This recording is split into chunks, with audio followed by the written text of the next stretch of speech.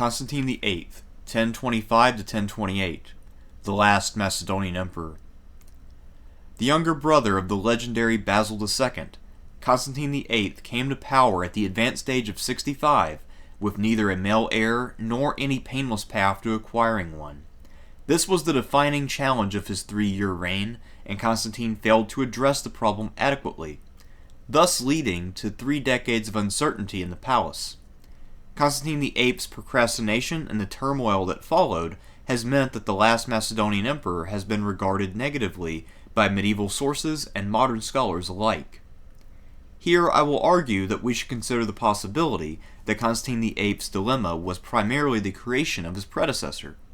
Further, while Constantine did engage in unprovoked acts of cruelty, I will demonstrate that this was a rational approach to rule if we consider Constantine's previous experiences and the relative weakness of his position as emperor. In fairness to Constantine, we should also note that despite his age, gout, and the danger of imminent extinction for his house, Byzantine affairs proceeded smoothly during his 35 months on the throne. Imperial armies and fleets remained strong and continued to win victories, and there were no major revolts or challenges to the crown. In the end, however, whether Constantine bungled the succession or whether this mistake owes to Basil's decision-making, Constantine as emperor had nearly 3 years to address the issue and find the best successor possible, but he dallied and allowed the problem to fester until he was forced to find an unsatisfactory stopgap ruler while he was on his deathbed. Constantine VIII was a failure, albeit a rather sympathetic one. Born in 960, Constantine VIII was the second son of Romanus II and his wife Theophano. His father died in 963, however, leaving the 2 boys at the mercy of the Byzantine court. Theophano did her best to protect them, but ultimately she had to turn to the conquering general Nicephorus Phocas for support. He took Theophano as his bride, and while ostensibly he was the protector of the 2 child emperors, in reality the plan seems to have been for him to ultimately pass the throne along to his nephews. His brother Leo Phocas had 2 adult sons, and so while Nicephorus himself was childless, this did not mean that the Phocas family would go away easily. Most likely it would be a scenario pretty similar to what we saw with the Lecapenus clan, where the idea was that Constantine VII would remain a crowned monarch, but power would still reside in the family of Romanus Lecapenus. So most likely that was what Nicephorus Phocas was planning to do. We can only imagine that for both Basil and Constantine, this was a learning experience and something that they were desperate to avoid in the future. Eventually, of course, Nicephorus II was assassinated by his nephew John Zimisces, but that did not lead to the restoration of Basil's power, but rather the implementation of yet another supposed guardian, this time John Zimisces himself. He seized power and ruled for several years until he too died in 976, and now the 2 brothers were finally free from these guardians who were clearly aiming for the throne and trying to cut them out of their birthright.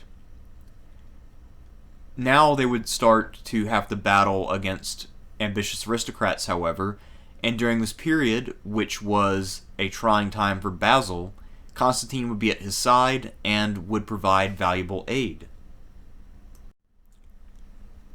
Their father died when they were young, and their mother was cloistered after the death of Nicephorus Phocas, so we have to imagine that life was fairly lonely for the 2 heirs of the Macedonian dynasty, and that they grew up fairly close to one another. Pacellus certainly makes it seem that the 2 of them liked to drink and have fun in their 20s at least, and this was probably something that carried over from their childhood. Constantine actually had a more kingly look to him than Basil did. Constantine was taller, better looking, more charming, and probably possessed more natural intelligence than his older brother. Basil, as we discussed, mostly got where he was by force of will and perseverance and work ethic. Constantine was a bit more of a natural, but didn't have the same drive or determination. However, he is not so easygoing and lackadaisical as someone like Pacellus makes him out. We know, for instance, that after the disaster at Trajan's Gate, when Basil was challenged by the revolts of Bardas Sclerus and then Bardas Phocas, that Constantine was active in repressing the rebellion. In 989, there was a decisive battle at Abydos, and in that battle, Constantine took the field in person alongside of his brother. While the most accepted narrative of this battle is that Bardas Phocas, who at this time was around 50 years old, had sort of a stroke or a heart attack as the battle was breaking out, there's another version, possibly spread by Constantine once he became emperor, that he himself had killed Phocas in battle. We also have an impression of him at this time where he was wielding a long spear, and because he's this tall, athletic guy, he apparently looked rather imposing and intimidating. It's also possible that Constantine took the field again in 995 when Basil ventured into the east.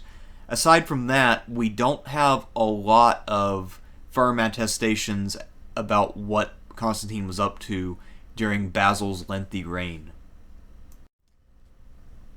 The traditional narrative is that Constantine VIII was a lazy do-nothing and that he sat idle for 50 years while Basil II was trying his damnedest to conquer the world. I personally find this narrative to be inadequate and unconvincing. As I mentioned just now, Constantine VIII was active on at least one campaign, and when he became emperor later, he clearly was fairly well prepared for the role and does not act like a fish out of water, as we'll see. So, the question for me is, what was he doing during that time? I just don't buy the narrative that he simply retired from public life and pursued pleasure for decades, and that he was perfectly content with that arrangement. So what I'm going to do is engage in what amounts to pure speculation based on a little bit of circumstantial evidence. I believe, in essence, that the two brothers hammered out an arrangement whereby Basil decided that he would exercise 100% of the power and that Constantine would be sidelined. That way there would be no one who could challenge his authority because Constantine is the only other potential heir at this time. In exchange, Basil would not produce sons, and the heir to the throne would ultimately be the child of Constantine. So the idea is Basil claims the present but gives his brother the future. And the reason I think that this is the case, we know that Basil didn't marry. He could have married at any time, especially after it became clear that his brother was only siring daughters. As for Constantine, he spent most of his time working with his daughters. We know that he was a fairly devoted father. And as I mentioned before, we also know that he was someone who clearly had an interest in politics and some knowledge of it. So it doesn't appear that he was necessarily content with the limited role that he did have. I also believe, based upon this, that the ultimate succession crisis, where there is no Macedonian male heir, and the two men are growing older, and then Constantine's daughters are passing out of their childbearing years, I believe that that mostly was the creation of Basil II rather than Constantine. Basil II, of course, was very autocratic and very jealous of his power, so he would be the one who would arrange any marriages involving his nieces.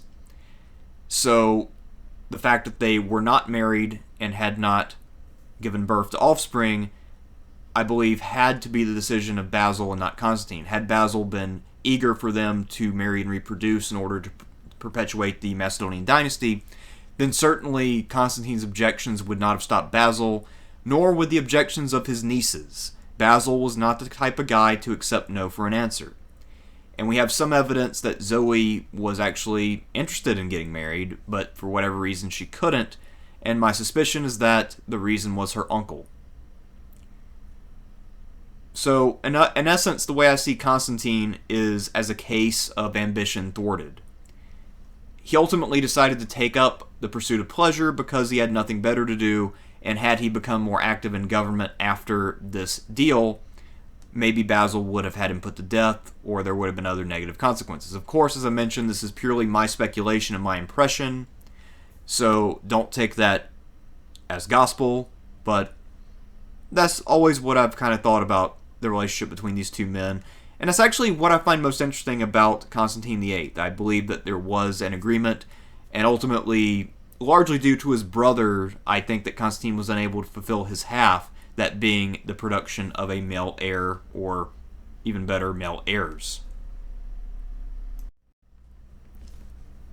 Unlike his bachelor brother Basil, Constantine got married as a young man. He married Helena, the daughter of Alypius, a prominent senator in Constantinople. The couple had 3 daughters. Constantine's oldest daughter was named Eudocia, and unfortunately for her, she had a bad case of smallpox as a child, which left her face somewhat disfigured. She also was of a very religious disposition, so she was mostly interested in religion and books. She begged her family to enter into the service of the church when she came of age, and Basil presumed that she wouldn't be of all that much marriage value due to her disfigurement and allowed that to happen. So she was out of the picture from an early date, and by the time Constantine comes to power in his own right, she would be about 50 years old, so she'd be at least a decade past her childbearing years. The middle daughter was the most promising in terms of using her as marriage bait. Zoe was born in 958, and at one point, when she first came of age and was in her early 20s, Basil arranged a marriage between Zoe and the Holy Roman Emperor Otto III, but the marriage never came to pass due to Otto's untimely death. Zoe actually arrived at Bari in South Italy, only to discover that her husband-to-be had passed away suddenly. She then came back to Constantinople, and apparently never remarried. To be fair to Basil and Constantine, however, we have to remember that they had a contentious relationship with the aristocracy. They felt like the aristocracy had betrayed them early on in their reign. So to marry into one family of the aristocracy would be to potentially alienate others who would feel left out. And while Basil was creating new families in the West, those families were not super well established, and it would be hard to believe that if one of the men of those families had to serve as a guardian or as emperor in his own right, that the more established aristocracy of the East would be willing to follow such a person in the long run. So it was a delicate dance, and while I do think that Basil and Constantine could have handled this much better than they did, I do recognize that it was a tricky prospect. Zoe was the most attractive of the 3 daughters, so she would be the one, in theory, that suitors would want. Although, if you think about how power-hungry aristocrats typically are, I don't see why they would object to Eudocia or Theodora, really, because the power that comes along with marrying the daughter of someone who doesn't have a son, if they're a ruler, well, that, I think, more than makes up for a little bit of plainness. As for the youngest daughter, Theodora, she was not all that attractive, but she did have some things going for her. She was very intelligent, well-read, and probably the most serious of the 3 girls in terms of her ability to operate politically. She also seems to have been fairly religious, and I'll have to look this up as we go forward, but I want to say she had a sexless marriage when she eventually does get married much later on. At any rate, though, at least Zoe and Theodora were eligible for marriage, but neither their father nor their uncle made that happen. And this is ultimately why the succession crisis occurred. By the time that Constantine comes to power, his youngest daughter is at least 45, and at this time, women did not have as long of a time when they were able to reproduce as women do now because of nutrition and other factors. So all of the daughters of Constantine were well past their childbearing years, and the dynasty was already basically screwed by the time that Constantine came to power in 1025. In December 1025, Basil II was readying himself for an Italian campaign, but then he fell ill, and he summoned his brother from the suburbs to come to the palace in order to take over the reins of government. I suspect, based on that little detail, that some distance had grown up between the 2 brothers. As I mentioned before, I suspect that they had an agreement whereby they divided the present and future, and then as Constantine had failed to sire a son, perhaps that had created more tension, and Constantine himself was probably getting bored with not being able to do anything. So I would hope that they would have reconciled on Basil's deathbed in some way. Of course, we don't really know. All we know is that Basil and Constantine spoke one last time before Basil passed on, and Constantine fully took on the role of emperor. Interestingly enough, he had actually been nominally one of the emperors since March 962, when his father, Romanus II, had made him co-emperor. So Constantine, at age 65, technically had 63 years of experience under his belt by the time that he had to actually exercise power. So as someone with more experience than almost any monarch in history, at least in theory, and the only available male heir of the Macedonian line, I think that there's a case to be made that, at least in theory, Constantine VIII is perhaps the best qualified and most legitimate new ruler in both Byzantine history and perhaps the history of monarchy period. It's hard to think of anyone who was quite as obvious of a choice as Constantine VIII in 1025.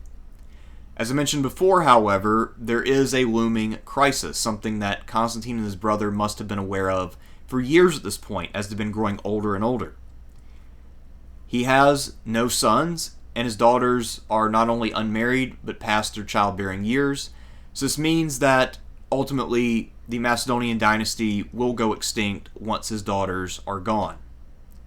And there is now no way for them to produce a biologically Macedonian dynasty heir.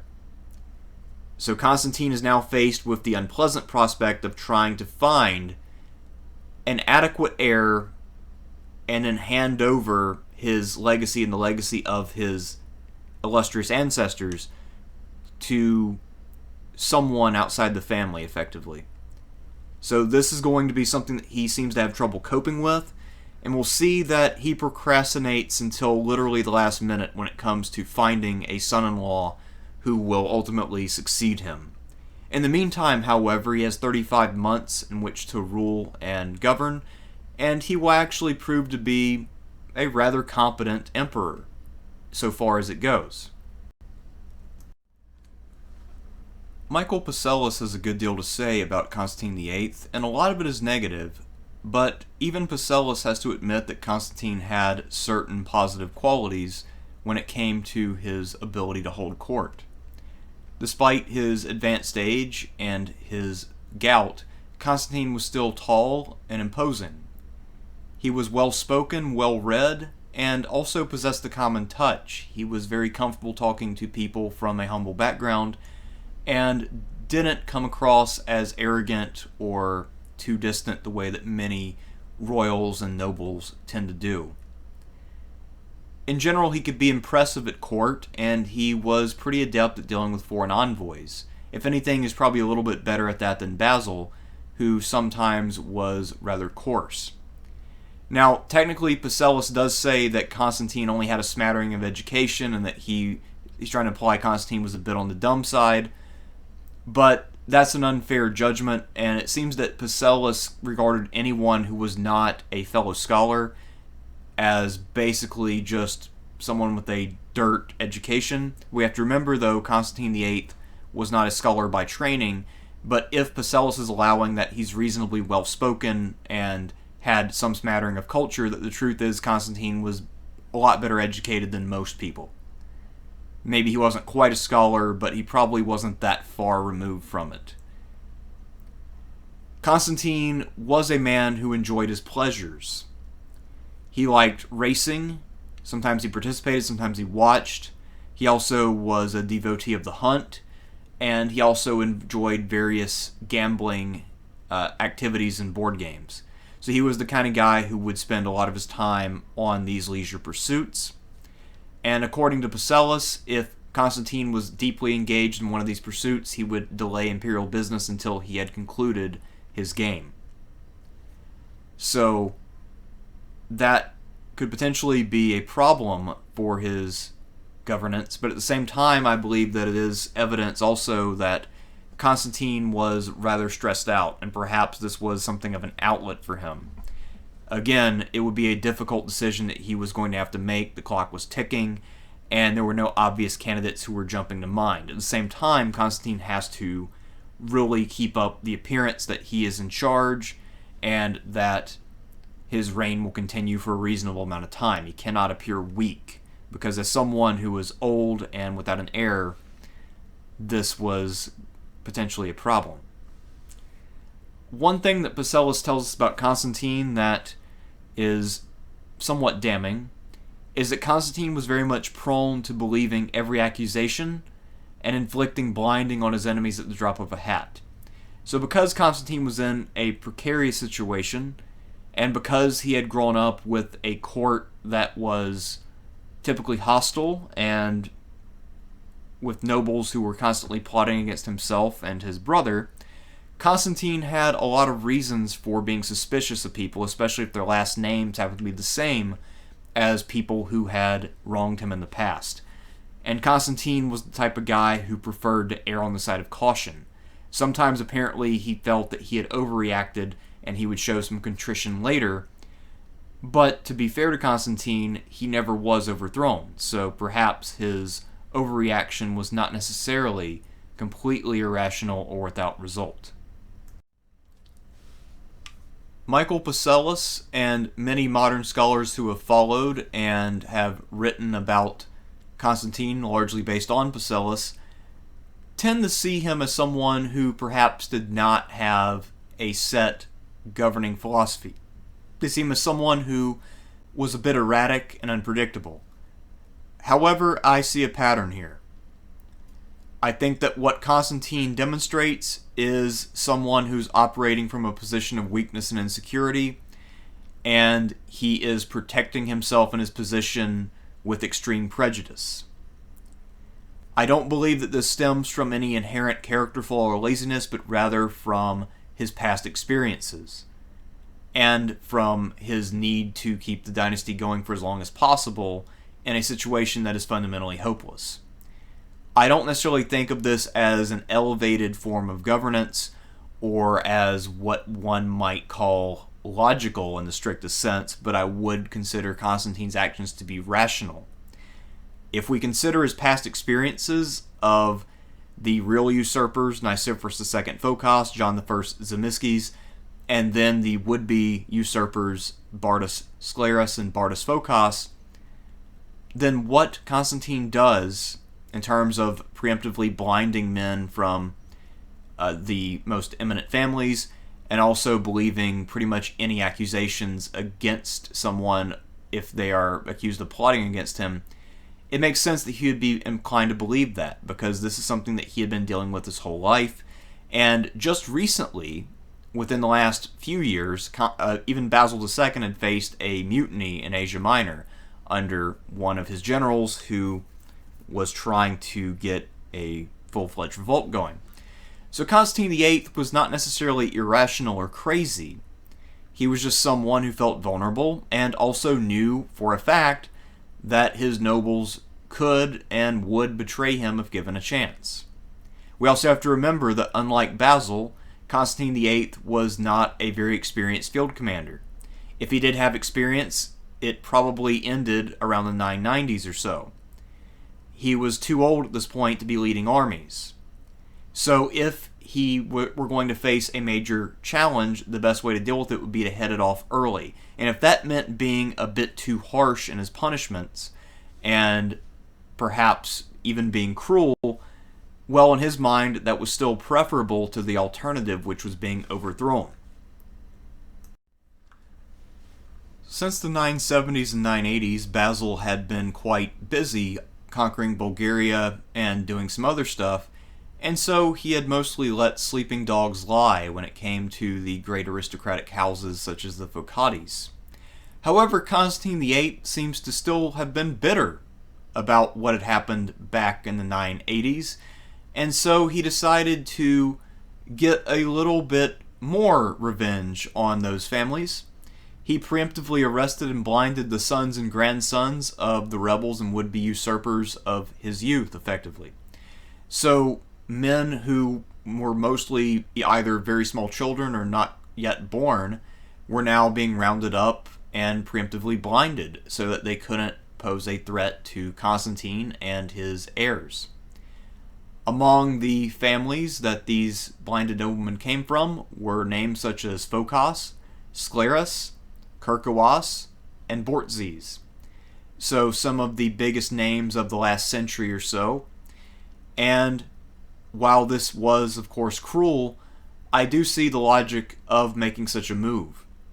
If the scions of the greatest houses in Byzantium were unavailable as imperial candidates, then whoever Constantine ultimately selected to be his successor would have a much better chance of being able to rule without challenge.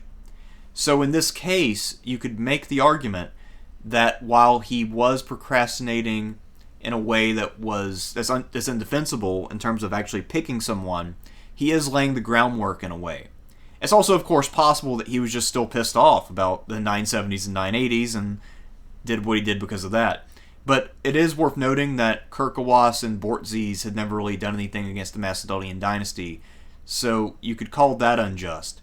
But the houses of Phocas and Sclerus had done some stuff, so it is something that, among other things, is a bit of a black mark against Constantine VIII. One of the more controversial things that Constantine does is to appoint new men to high offices. He knew that while he could in theory rely upon many of Basil's top generals, that these guys could potentially challenge him, so he wanted to shake up the high commands to make sure that there were no entrenched people with a ton of accolades. And the best way to go about doing that would be to appoint people who were new to the job and perhaps had no more ability than he did to set up a new dynasty that would be long-lasting. So one of the things that Constantine VIII would like in his commanders was a lack of testicles. Eunuchs are great commanders if you are worried about being usurped. So, this led Pacellus, who of course was an aristocrat, to balk at this. Anytime that aristocratic persons were harmed or aristocratic privileges were undermined in any way, Pacellus and other elite sources would decry the actions of the emperor. So it's no surprise that he frames it as Constantine appointing people who were near him just because they were the people he happened to know, and basically the accusation is that Constantine cared nothing for merit and only thought about who his friends were. Which I think ignores the fact that what Constantine is really doing is trying to appoint safe people. Because he knows, again, that he does not have the ability at his age to fight for the throne. The most controversial of these appointments was ironically one of the more successful. The eunuch Nicholas was appointed domesticus early in Constantine's reign, thus becoming the first eunuch to hold that particular post. Domesticus, of course, being the commander-in-chief of the Eastern armies for all practical intents and purposes. And you can imagine, as someone who was a scion of one of the great houses, you saw many of your friends and peers get blinded, and so then you thought, hey, well, maybe I'll be in line for the role of domesticus now that the field has been winnowed some, and then you see a palace eunuch get elevated to that position. But actually, Nicholas, as I said, would end up doing just fine. There were other selections, such as Constantine's choice for the new governor of Antioch, who would prove to be a lot less successful. But in the end, most of the appointments were okay. This was not a series of appointments that were absolutely catastrophic, although it must be said that this was not necessarily the most talented group of men to ever be appointed as a cohort. We have to keep in mind Constantine's overall goals, though. He is very much trying to prevent a challenge to his throne so that he can pass on the emperorship without an immediate civil war. And the best way to do that is to prevent highly successful and entrenched commanders from continuing in their roles. Given Constantine's overall goals, it should come as no surprise that he did not mount any major offensive operations, lest he create a superstar general. However, the world did not pause while Constantine tried to figure out his succession problem. There were some notable events in the world during his 3 years or so on the throne. Early in his reign, there was a major Pecheneg raid into the newly conquered territory of Bulgaria. Perhaps this tribe to the north of Bulgaria thought that they'd be able to take advantage of the disorganization they thought might occur because of the death of the Bulgar slayer. However, they had no such luck. When the Pechenegs reached the city of Sirmium, they were confronted by the new dukes of Bulgaria, Constantine Diogenes, who won a major victory there. This set up the Diogenes family for future greatness, and the son of this Constantine Diogenes was none other than Romanus IV, the future emperor who famously fought at the Battle of Manzikert, something that we will get to eventually. Also in 1026, there was a major naval battle. An Arab fleet of unknown origin arrived in the vicinity of Samos. Most likely this was a large raid. It's also possible that some opportunistic ruler was attempting to pick off the island of Samos or one of the other nearby territories. They were intercepted there by the strategist of the naval theme of Samos, George Theodorikanos, and George was able to defeat this fleet. We don't really know any details about the campaign. For instance, we don't know exactly where the fleet came from or what its goals were, but we do know that George Theodorikanos was victorious. So perhaps he or one of his successors had some influence in the historiographical tradition.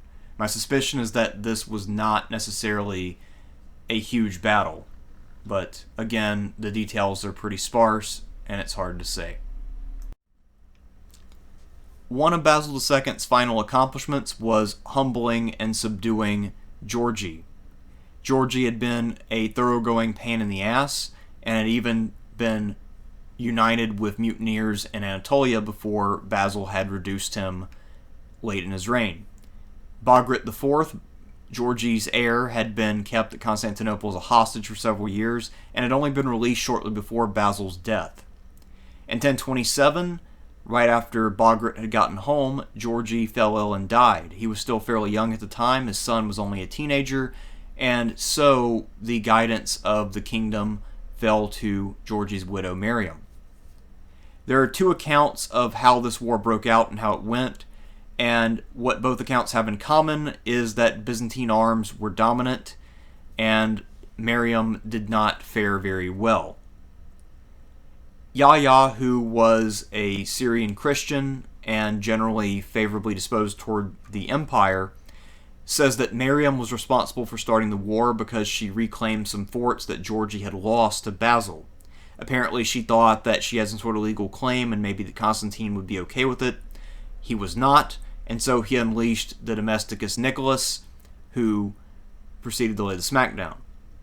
There's also a Georgian version of events, and not surprisingly, the blame for the outbreak of hostilities now lays with the Byzantines in this account, as Constantine effectively just ordered the domesticus to invade. And the reason that he ordered the invasion is because some Georgian lords decided to defect immediately upon Georgie's death. This version actually has some plausibility to it, as we saw back in Basil's reign, where a number of local dynasts would voluntarily try to surrender their realms to the empire for protection. So either version could be accurate, it's very hard to say. But what both versions do establish is that the eunuch domesticus Nicholas was able to conduct himself reasonably well as a military commander, despite ostensibly lacking all that much experience.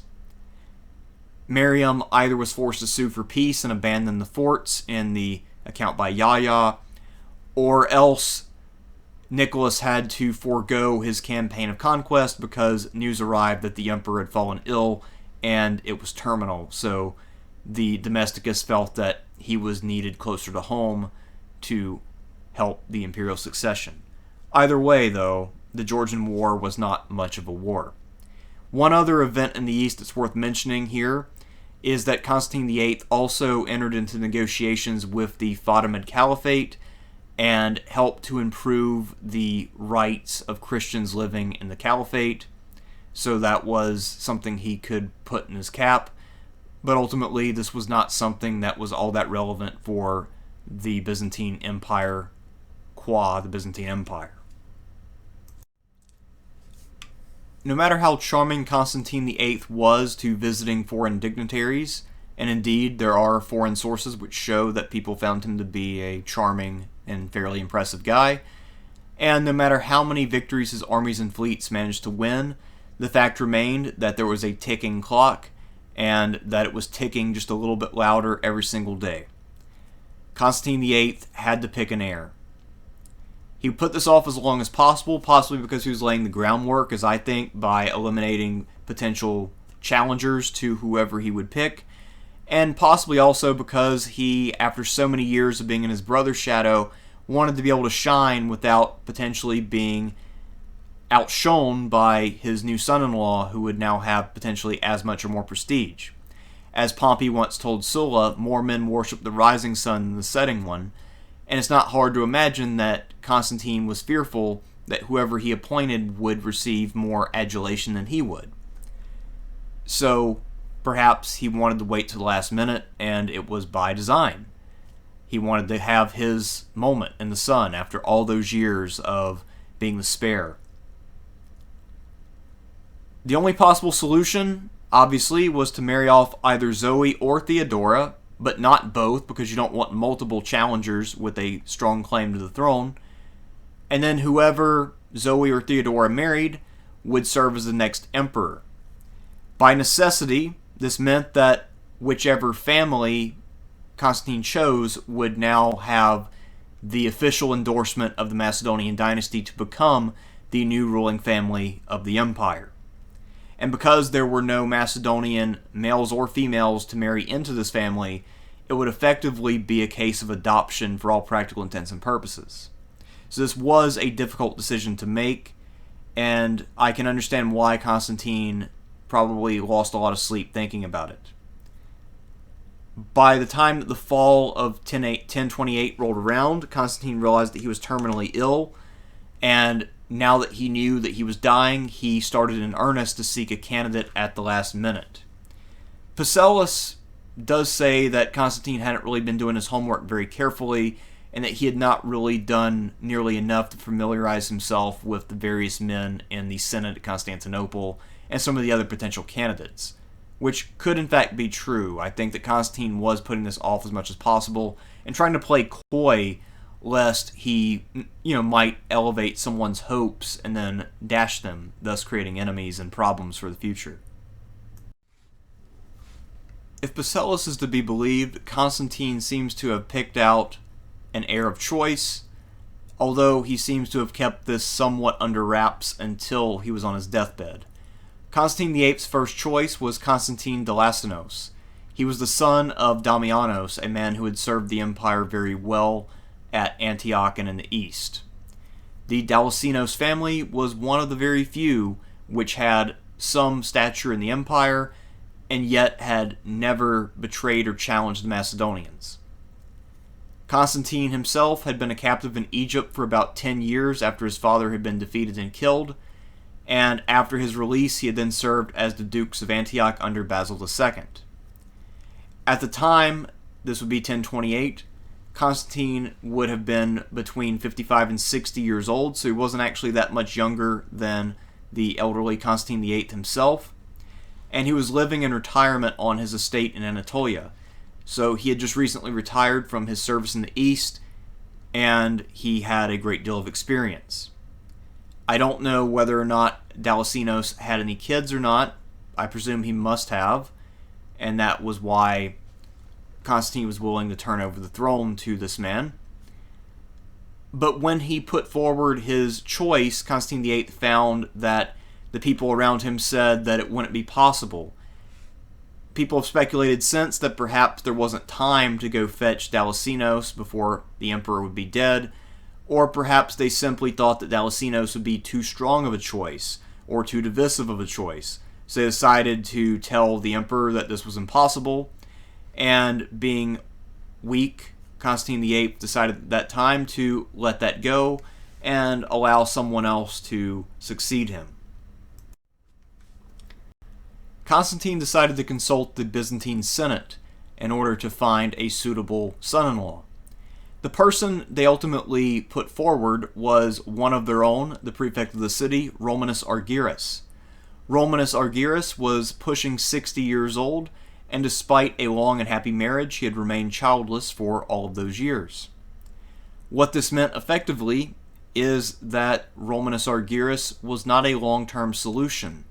He was a stopgap measure, and as someone who would effectively be another Constantine VIII, he would not be able to really impose his will the way that a strong emperor such as Basil II could.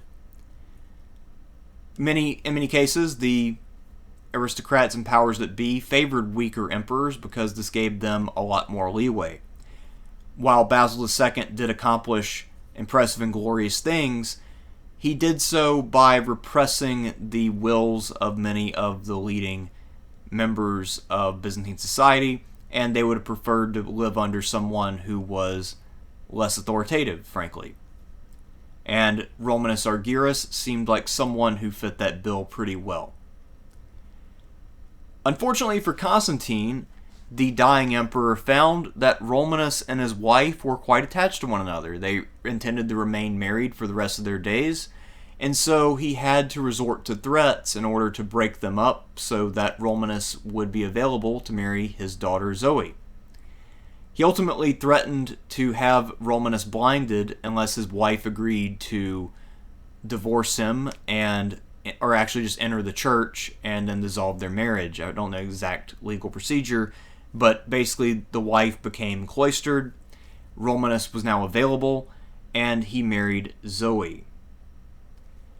One has to wonder what would have happened if Constantine VIII, assuming that he had intended for Constantine the Lasanos to be his heir for a while, had just acted a little sooner. Maybe if he had sent the message a month before. Who knows how much different things would have turned out.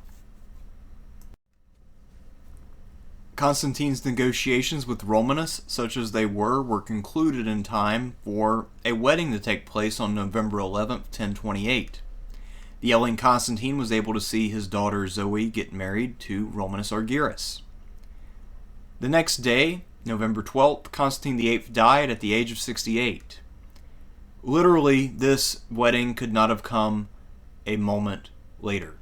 This was the last possible opportunity to solve the succession crisis that Constantine would have. And of course, the solution that he ultimately found was entirely inadequate. Although the Macedonian dynasty would live on until 1056 through Theodora, the youngest daughter, Constantine's death in 1028 does mark the last time that a man of the Macedonian dynasty would govern the empire. From this point forward, the dynasty would be something of a zombie regime where the husbands of Zoe and Theodora would rule, followed by periods where the daughters would control things. But it was clear that there was instability and that this revered dynasty was slowly petering out. Let's briefly consider the legacy and significance of Constantine VIII. He was able to keep the empire running smoothly for just under 3 years, and by and large he was a competent emperor, even if he's not exactly an S-tier ruler. Most of the negativity in the literary record is, so far as I can tell, due to Constantine's clash with the aristocrats, in particular his preemptive blinding of some of the most noble men in the state, and also his decision to make appointments to men who were not from the leading families. That is what really pissed off Michael Pacellus and others, and that's why they tried to take shots at him in terms of talking about his work ethic and his level of education and all of that stuff that seems a little petty and exaggerated. There is no denying, however, that while he did technically succeed in finding a son-in-law, he more or less effectively failed at his task of finding an adequate heir. He did not find someone who had children who could keep the dynasty going, at least in name, or at least arrange for a peaceful transition of power. And clearly he could have found someone younger, more viable, and with sons, rather than Romanus Argyrus. But as it was, he waited too late, and his dalliance ultimately led to a weak emperor and some turbulence going forward for the next few decades. As Anthony Caldelis points out in his excellent book, Streams of Gold, Rivers of Blood, the post-Basil era is not necessarily a story of institutional decline, as it is about the return of political division like what we saw prior to Basil II. And Constantine VIII ensured that this would be the case by not having an heir who would really be able to unite the empire and rule from a position of strength. Even just a regular heir would have still had to deal with more turmoil than what Basil had to deal with after he really established himself. But we shouldn't necessarily think that had Constantine VIII found a better heir, or if he had had a son, that the era of Basil II would have continued unbroken forever. So those are my closing thoughts on this, and I hope to see you all in the not too distant future when we talk about the reign of Romanus III Argyrus. Another thing worth noting is that, spoiler, but Constantine Delassinos will continue to appear in several subsequent videos, despite the fact that he never becomes emperor. He also manages somehow to never get executed, despite being a candidate for the throne on a few different occasions. So anyway, I feel like that's enough of a tease for what will come in the future in this series. Until we talk about Romanus Argyrus, I'm Thersites the Historian, and I will see you around.